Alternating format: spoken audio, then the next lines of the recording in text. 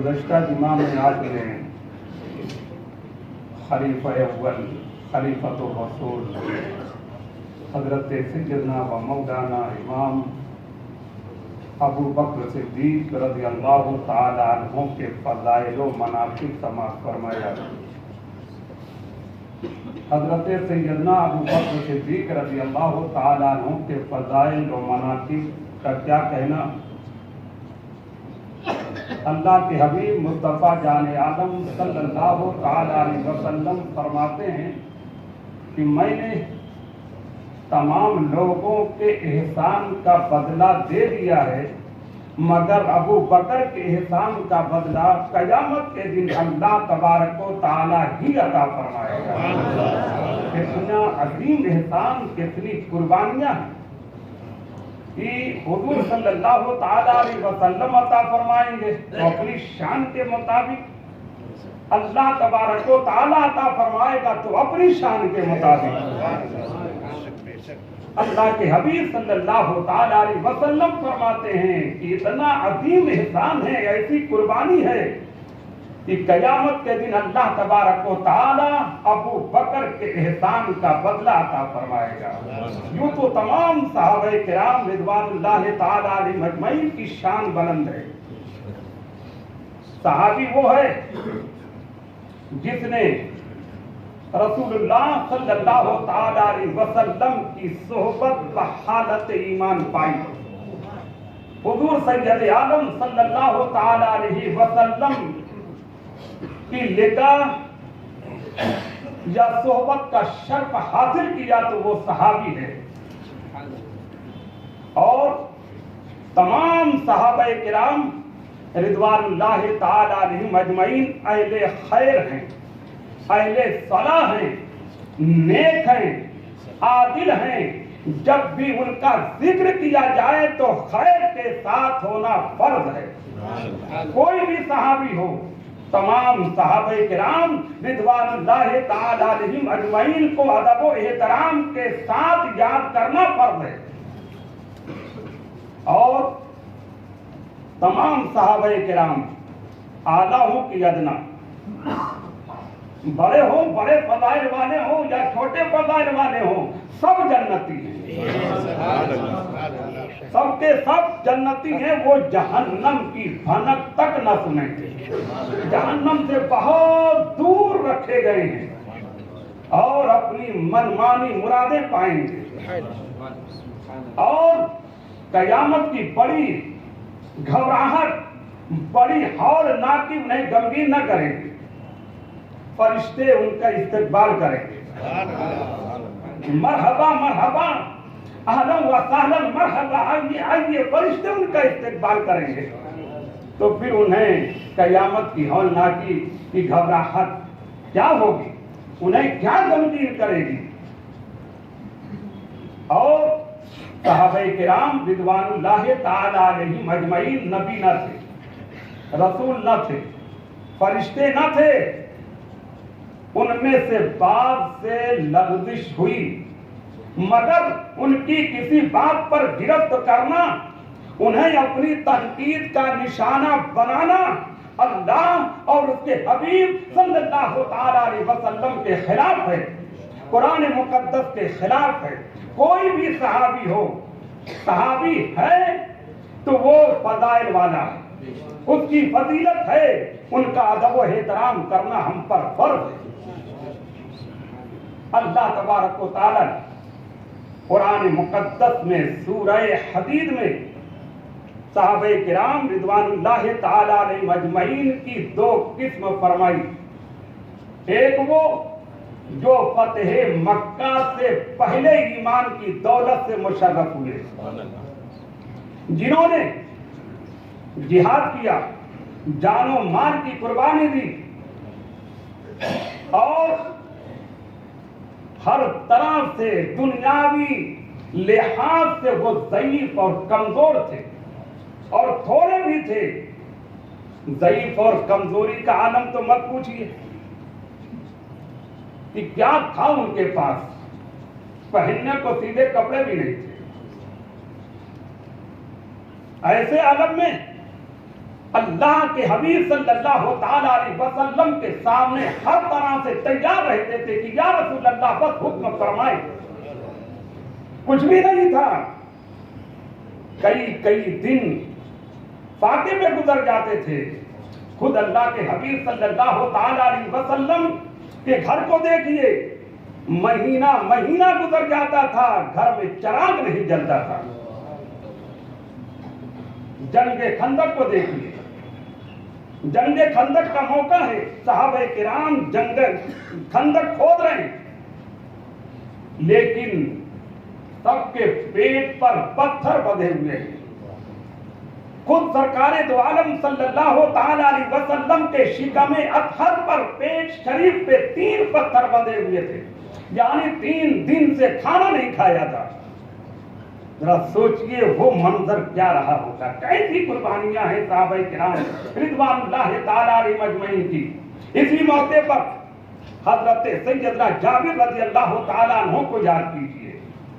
حضرت سیدنا جابر رضی اللہ تعالیٰ عنہ نے دیکھا کہ رسول اکرم صلی اللہ تعالیٰ علیہ وسلم کے شکم اطہر پر 3 پتھر بندھے ہوئے ہیں, 3 دن سے کھانا نہیں کھایا ہے. گھر پہنچے تو زوجہ محترمہ سے کہا کہ میں نے دیکھا ہے کہ اللہ کے حبیب صلی اللہ تعالیٰ علیہ وسلم پتھر توڑ رہے ہیں اور ان کے شکم اطہر پر 3 پتھر بندھے ہوئے ہیں. کچھ کھانے کے لیے ہو تو بتاؤ, اللہ کے حبیب صلی اللہ تعالیٰ علیہ وسلم کو دعوت دے دو. بیوی نے کہا تھوڑا سا آٹا ہے اور یہ چھوٹا سا بکری کا بچہ ہے, اسے ذبح کر دیجیے. حضرت سیدنا جابر رضی اللہ تعالیٰ عنہ نے فرمایا ٹھیک ہے, تم آٹا گوندھو, میں بکری کے بچے کو ذبح کرتا ہوں. حضرت سیدنا جابر رضی اللہ تعالیٰ عنہ نے بکری کے بچے کو ذبح کیا. بیوی نے آٹا گوندھا اور پھر فرمایا میں جاتا ہوں, اللہ کے حبیب صلی اللہ تعالیٰ علیہ وسلم کو لے کر آتا ہوں. ادھر آپ گھر سے نکلے تو گھر میں عجب منظر ہو گیا. آپ کے 2 کم سن چھوٹے بچے تھے. بڑے بھائی نے چھوٹے بھائی کو لیٹا دیا اور کہا آؤ بھائی جان لیٹو, ابا جان نے کیسے بکری کے بچے کو ذبح کیا ہے میں دکھاتا ہوں. بڑے بھائی نے چھوٹے کو لیٹا دیا, چھری چلا دیا, چھری چل گئی. چھوٹا بھائی اللہ کو پیارا ہو گیا. جب یہ منظر دیکھا تو پریشان ہو گیا, دوڑنے لگا, یہاں تک کہ چھت سے وہ بھی نیچے گر گیا اور اللہ کو پیارا ہو گیا. ادھر یہ منظر بیوی دیکھ کر حیران کہ اللہ کے حبیب صلی اللہ تعالیٰ علیہ وسلم گھر میں آنے والے ہیں اور 3 دن سے کچھ کھایا پیا بھی نہیں ہے. اگر یہ منظر دیکھیں گے تو آپ کھانا ہرگز نہ کھائیں گے. بیوی تو دیکھیے کیسی عورت ہے, قربان جائیے ایسی عورتوں پر. آج کی عورت تو اپنے شوہر کی بھی نہیں ہوتی ہے, تمہارے یہاں تو کچھ کھانے ہی کو نہیں ملتا ہے. دیکھیے کیا منظر ہے. بیوی بچوں کو اٹھاتی ہے, گوشے میں لے جا کر کے لیٹا دیتی ہے, چادر ڈال دیتی ہے کہ میرے گھر اللہ کے حبیب سید عالم صلی اللہ تعالیٰ علیہ وسلم تشریف لانے والے ہیں. بیٹوں کا کم نہیں ہے, اللہ کے حبیب صلی اللہ تعالیٰ علیہ وسلم کی خوشنودی ضروری ہے. یہ منظر دیکھیے, لٹا دیا, چادر ڈال دیا.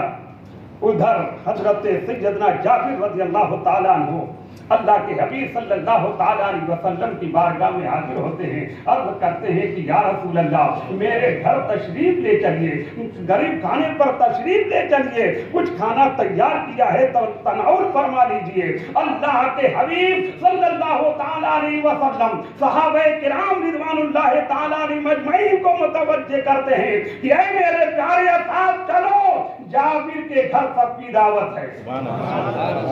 حضرت جابر رضی اللہ تعالیٰ عنہ نے یہ سنا تو پریشان ہو گئے. عرض کرتے ہیں یا رسول اللہ آپ تشریف لائیں, میں چلتا ہوں, تیاری کرتا ہوں. گھر پہنچے, بیوی سے کہا ارے رسول اللہ صلی اللہ تعالیٰ علیہ وسلم نے تو سب صحابہ کرام کو دعوت دے دی ہے, کیسے اتنے میں ہوگا؟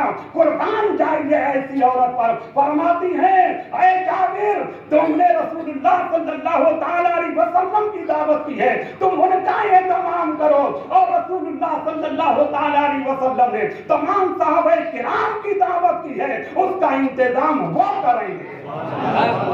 ایسی عورت تو اسلام آگے بڑھتا ہے اور گھر میں برکتیں ہوتی ہیں، رحمتیں نازل ہوتی ہیں۔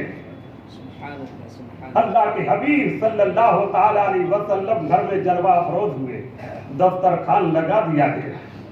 وہ نبی غیب دان صلی اللہ تعالی علیہ وسلم ان سے کیا چھپا ہے، دسترخوان لگا دیا گیا۔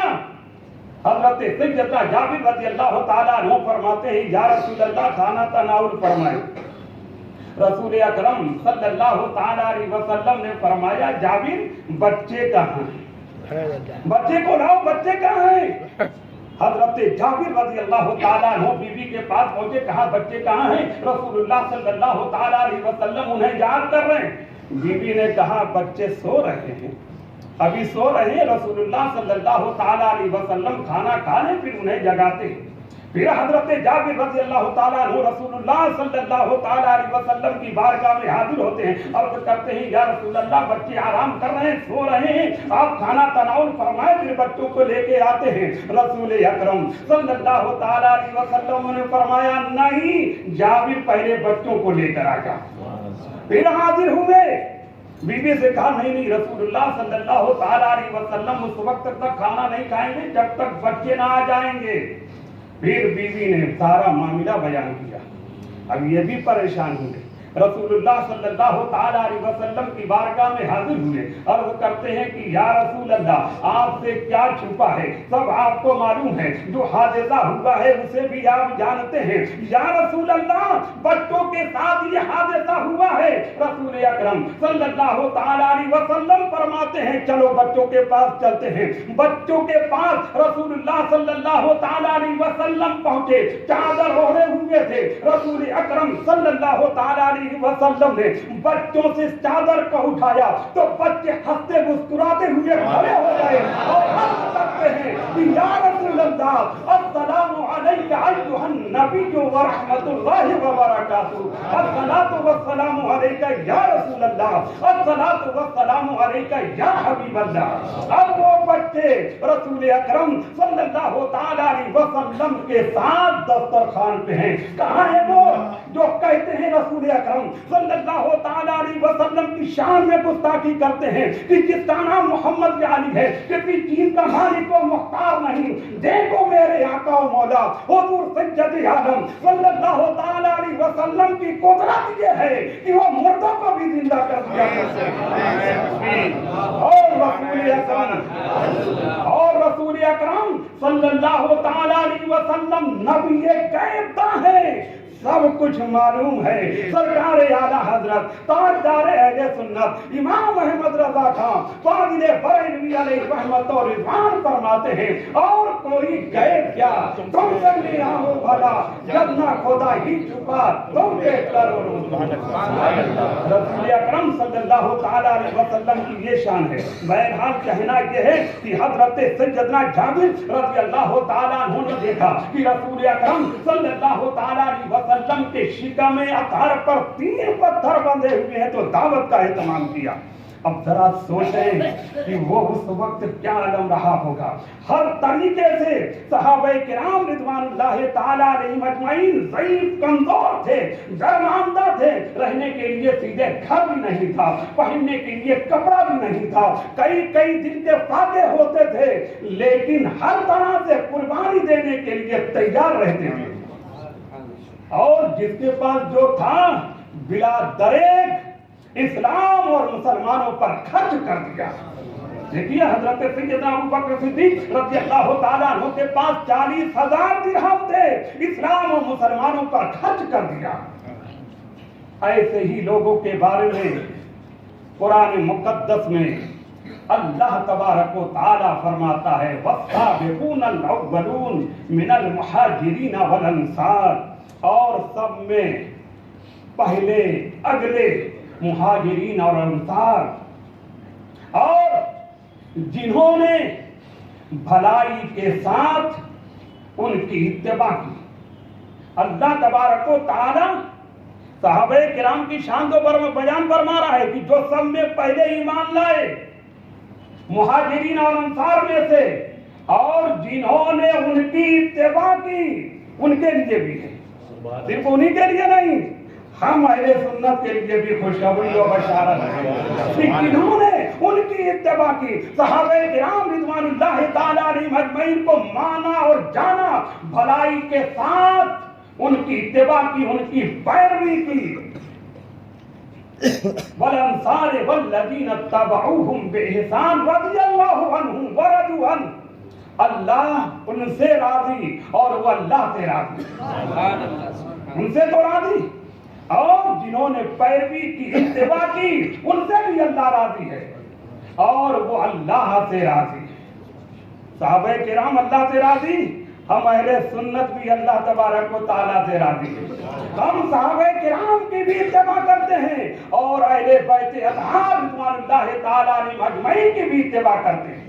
ہم انہیں بھی مانتے ہیں اور اہل بیت اطہار رضوان اللہ تعالیٰ علیہم اجمعین کو بھی مانتے ہیں۔